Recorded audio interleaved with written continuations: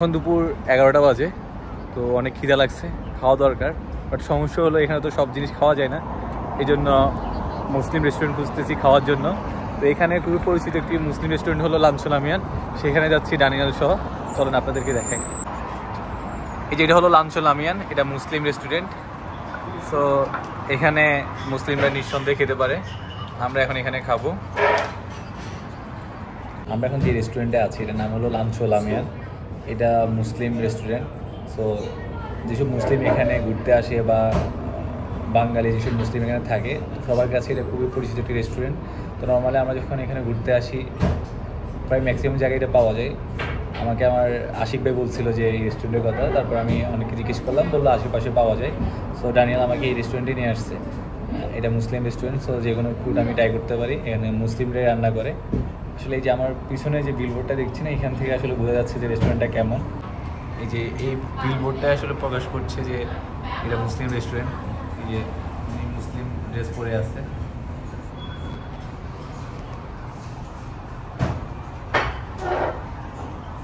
যে এটা হলো ডানিয়াল, যে এটা হলো নুডলস। ডানিয়াল নুডলস অর্ডার করছে। So you can taste the food and give review.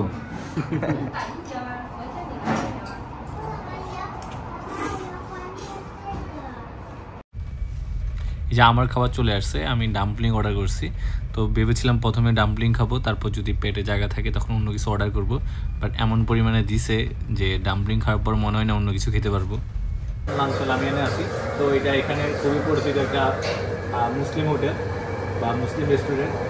তো আমরা যারা মুসলমানরা চীনে আসি বা যখন ট্যুরে আসি তখন আমরা এই হোটেলটাই সন্ধান করি।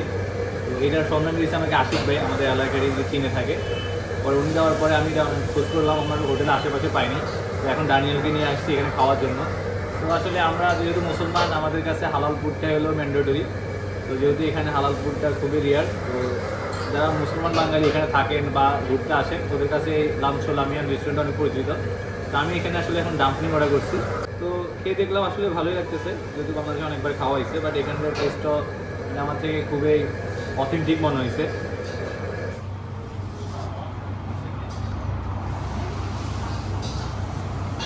গরম নাকি?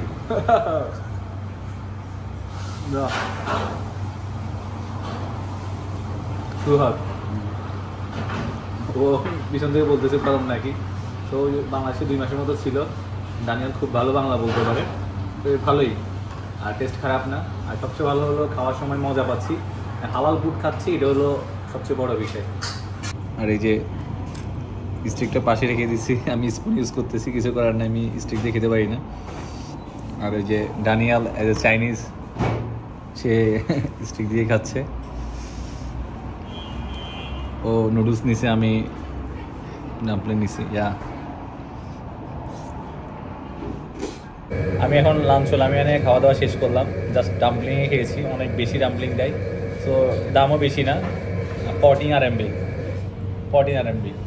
তো 14 RMB। সো এটা খুবই কম, এমন অ্যামাউন্ট অনেক বেশি।